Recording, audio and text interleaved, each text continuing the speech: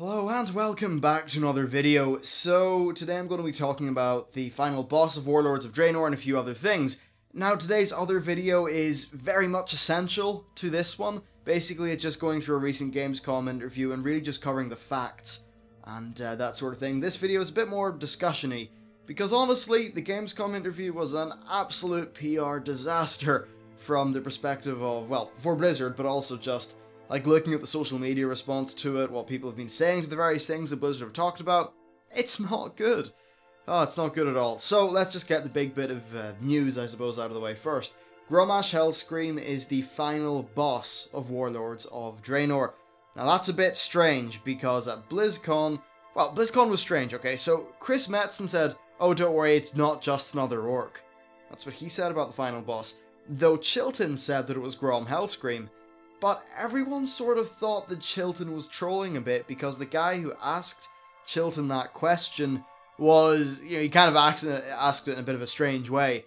And Chilton just, I guess, by the internet got taken as a troll. And in combination also with what Metzen said, I know Chilton is like the lead game designer guy, or at least one of them, but when it comes to story, generally people think that the buck stops with Chris Metzen, and he did say, it's not going to be an orc. Well, tough shit, it's an orc, so, I mean, we killed Garrosh. No, we didn't kill Garrosh in 5.4, we defeated Garrosh in 5.4, we will defeat Grommash in the next expansion, so hopefully there'll just be fucking orcs all over the place.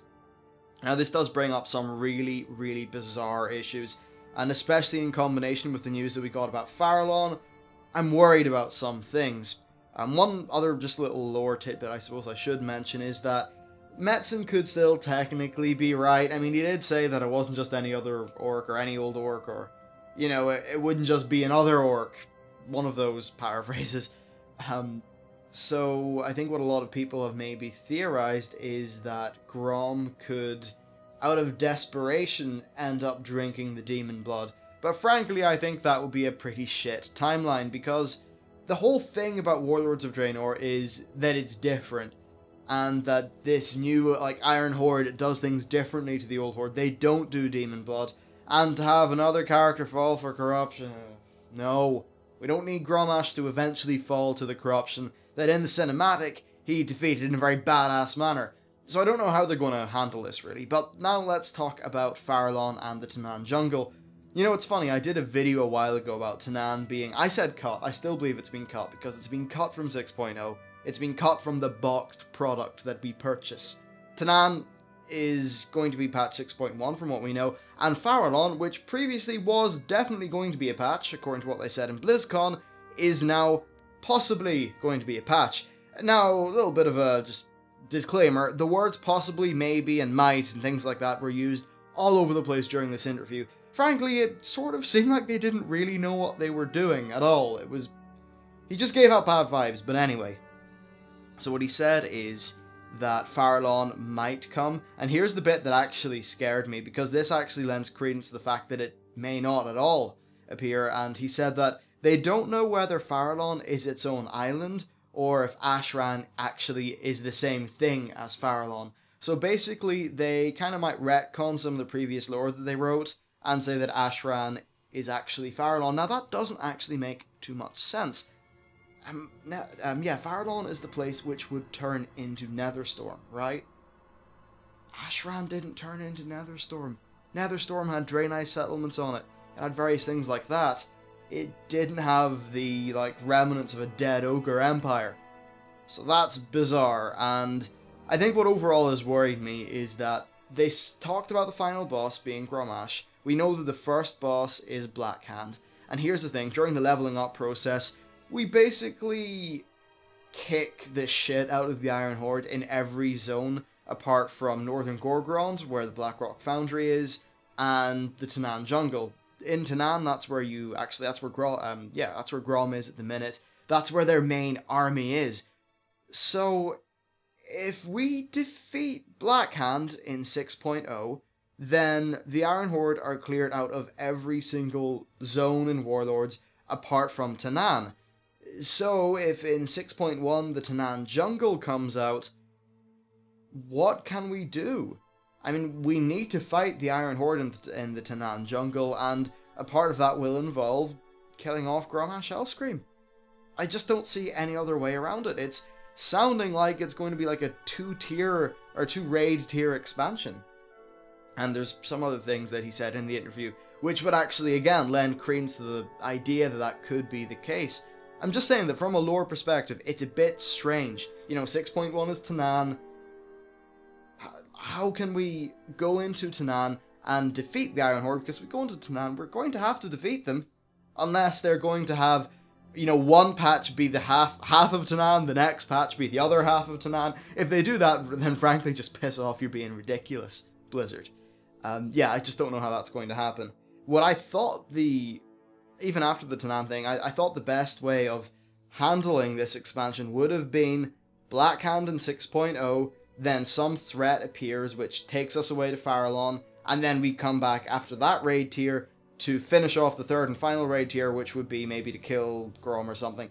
I either thought it would be that, or we would kill Grom in the second raid tier, and then the final raid tier would be Farahlon. It would be something to do with the Burning Legion. But we just don't know right now, and Chilton said worrying things. Now, speaking of worrying things, he also talked about how he thought that 4 to 5 months was the ideal time for a raid tier, and then he also said that they did not know how many patches there would be, and they didn't know basically how many raid tiers there would be, and he also said that the length of Warlords of Draenor depends on how long it takes for them to create the next expansion. Now, this is all very strange, and he did talk a lot about how now that they've got the team up to speed, they'll really be cranking out content, because of course one of the big delays for Warlords was them integrating 80 new staff members into the team, and I believe prior to that the team was 140, so it was a very big increase.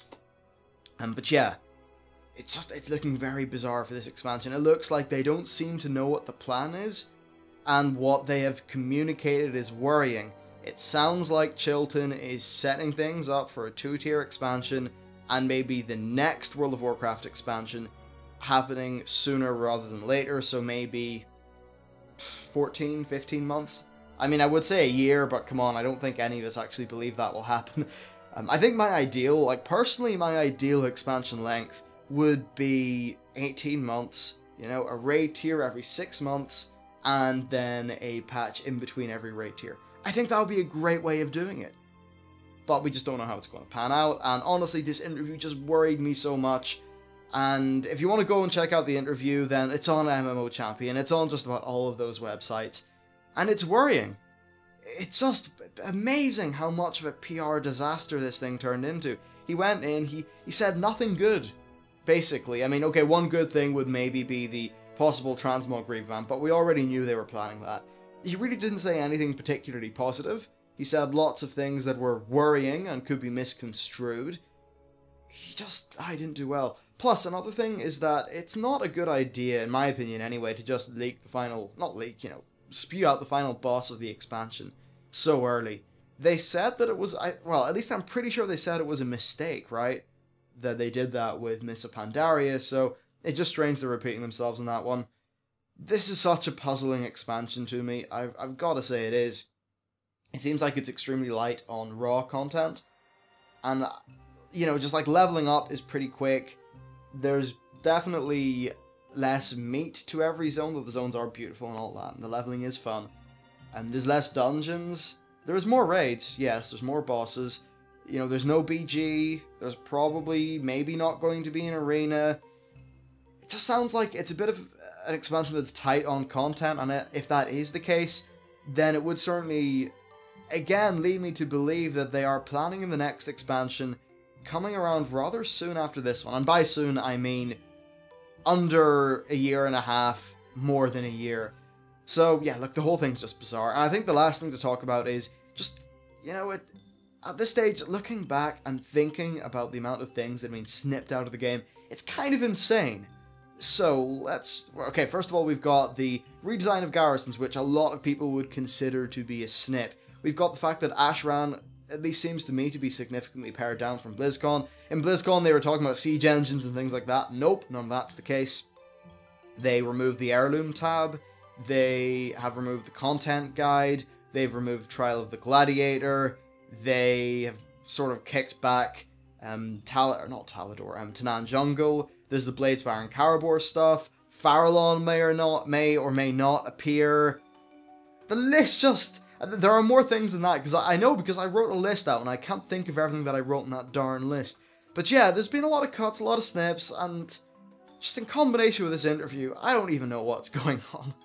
It's bizarre. It's bizarre. That's the most that I can say. Hopefully, someone at Blizzard will recognize how problematic this interview has been, and they'll hopefully just swoop in and do something to reassure us, or just alleviate concerns, because I think there are a lot of concerns that I've seen floating around. Twitter's exploded with people being concerned, I know that for a fact. So have the forums, so has MMO Champion, and honestly I think those people do have legitimate reasons to be concerned, because those reasons were provided to them by Blizzard. It's not tinfoil hatting at this stage, which blows my mind. Anyway, so that's basically it for this video. I just thought, you know, throw on the camera, give you a bit of a whirl of my thoughts on this topic, so be sure to let me know what you think. As always, this camera setup thing is constantly evolving. I'm looking at getting better audio, because right now I'm using I believe a large diaphragm mic that's really designed to be used a few centimeters from your face, but in reality, it's over there, too far away, and it kills the low end of my voice when I do these camera videos. So yeah, that may cost like £500, £400 to get a good solution for, but I'll see how it goes. I don't know. I guess I could do like one of those 24-hour fundraiser live streams.